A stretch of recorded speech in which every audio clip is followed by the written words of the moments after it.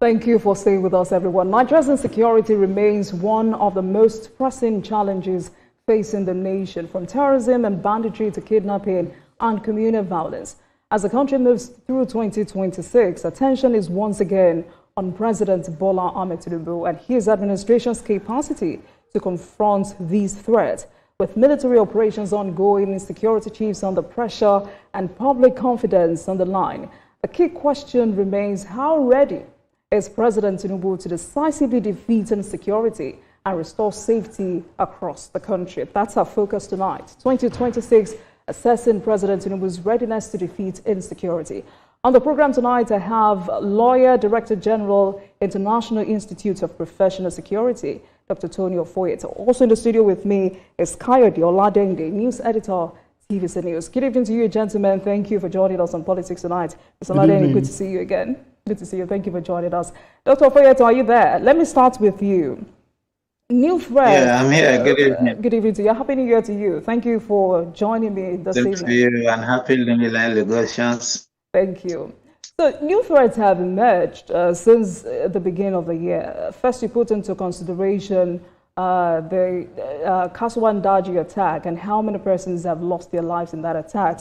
Reports say some of the villages around Agwara and Bogu local governments in Niger State have started relocating in large numbers because there's been reports of another planned attack. Here in the southwest, last night, suspected bandits attacked the old National Park Service in Oyo State, killing yet to be a certain member of staff. On the other hand, there are also reports that troops of Adinke neutralized insurgents, rescued kidnapped civilians in Kondiga local government. And I'm talking about Borno State now. Now, overall, with security being the president's priority in 2026 budget, how would you rate his overall readiness to tackle insecurity in Nigeria?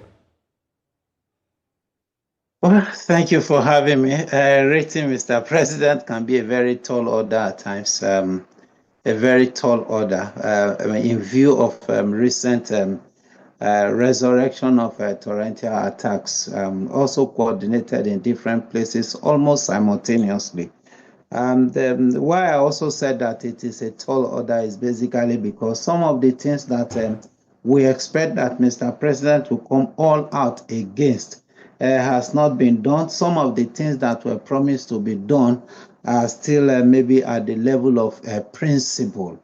For example, the issue of state policing, there is no bill now at National Assembly to the effect that we are going to be debating on state policing and other stuff like that. Then I remember we also canvassed that, look, when you are fighting against terrorism, you don't fight from the like as if you are cutting the tree from the branches. You go to the roots.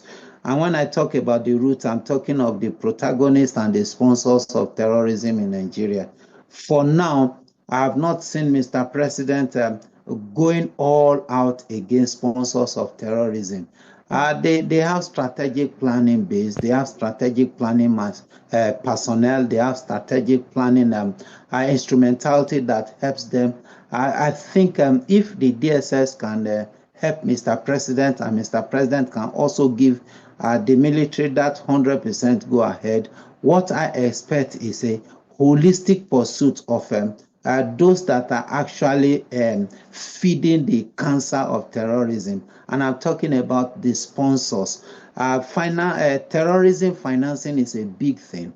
Once you are able to break through in the area of terrorism financing, I can assure you that you would have succeeded in winning the war against terrorism like an 80 to 90%, because terrorism will strive on financing.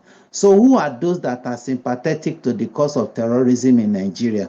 There are some of them that we even hear them very loud and clear in Nigeria, and shamefully too, we also have them having a very big media platform to advocate the cost of terrorists and terrorism in this country, openly defending terrorists in this country. Mr. President has not been able to come all out to say enough is enough. Then those people who surreptitiously have been funding the act of terrorism, to what extent has DSS been able to identify them, have a dossier on them, put it on Mr. President's table, and ask demand that all of them should be arrested and prosecuted. Now, if this is done, whether they are sponsors at local level or they are sponsors at international level or they are interconnected, if government is able to identify this very root cause of terrorism, whether they are multinationals, whether they are international governments, or they are fraudulent businessmen, or they are religious bigots, at whatever level and irrespective of the excuses, whether it is terrorism as a result of a religious conviction, or terrorism for political, economic, or social conviction. Now, terrorism is terrorism. To what extent has the government been able to go to the root? And that is what I am actually concerned about now. I'm not concerned about these bandits, and these bandits are foot soldiers. If their political structure, if their political, how would I put it, their political backing is crumbled, I can assure you that they will definitely fall out. Okay. But for now, I've not seen it. And I think that is why you see that some of them are springing up to say that no matter what you say, we are here. Who are those that are sympathetic to the cause of these terrorists in government and out of government, in Nigeria and outside Nigeria? All right. I'll come back to you, Dr. Ofoyetan. Let me get Mr. Oladede's perspective on this very crucial conversation. Is it really a tall order for you to evaluate the effectiveness of this administration's efforts at tackling insecurity? Also, his biggest concern is for us to adequately or intentionally expose terrorism finance here. Is it rocket science? Rocket science may not be the actual word, and listening to experts like him, it tells you that there is really more. It takes a whole lot of, not just political will, it will take a whole lot of calculated decision for you to expose such persons. But having said that, I think what it is, evaluating this administration or evaluating government, because I try to shy away from evaluating administration per administration. What is important is the Constitution, and the Constitution is that the welfare and the security of the people shall be the primary concern of the government. So having said that, I think, literally speaking, we're beginning to look at the need to sustain the fight against terrorism, the need to sustain the onslaught against terrorism as it is, because a lot of people will want to pick at it that, why is it always escalated when it's close to election and the rest, and people are reading different meanings to it. But I think what is key here is that whether election year or eve of election year or election year, what is so important is that Nigerians deserve to be protected, and these daredevils need to be taken to their roots. So for me, I believe that the work is being sustained. The government has done, on the average, I think they've done well. But whatever it is, what people want to ask is that just today, some people were killed in Oyo State. Just yesterday, some people were killed. So those are the things people want to look at. So we want to sleep with our two eyes closed. And this means that we must tell the government whatever good they've done in the past, that the current situation is what they will be adjudged at and they will be assessed at. That's one of the reasons why government should spare no one in dealing with this issue. So if it's going into the pragmatic solution of exposing the financiers, because I want to believe that the people in power will have intels on who these people are or who some of these people are. But what may not be clear to us is why they keep those things to their chest. But having said that, Mr. Oladede, how do you evaluate statements that suggest that Nigeria may be winning this war tactically, but losing strategically rather? You see, irrespective of the use of words, like I want to say, tactically, yes, it's obvious that the terrorists are probably pushing their last, push to make sure that they say that, we are not going to lose this war.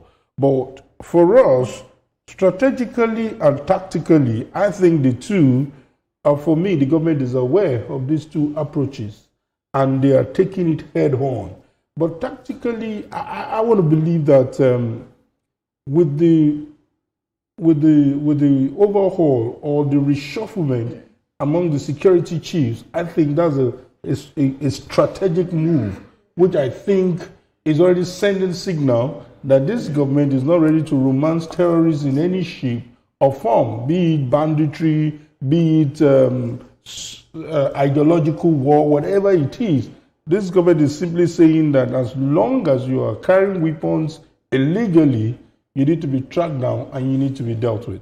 All right, Dr. Ofoyetan, let me come back to you from the expert's perspective. Earlier I talked about the 2026 budget. Again, Nigerians will stop talking about how billions are budgeted for security every year. I mean, for this year, for instance, defense and security got 5.41 trillion naira. But why do criminals still seem better equipped? Is procurement transparent and needs-based or influenced by vested interest? You hear Nigerians asking, are we buying the right tools or the most politically convenient ones? Who audits security technology spending? Well, 5.41 trillion naira, if converted to dollars, is nothing.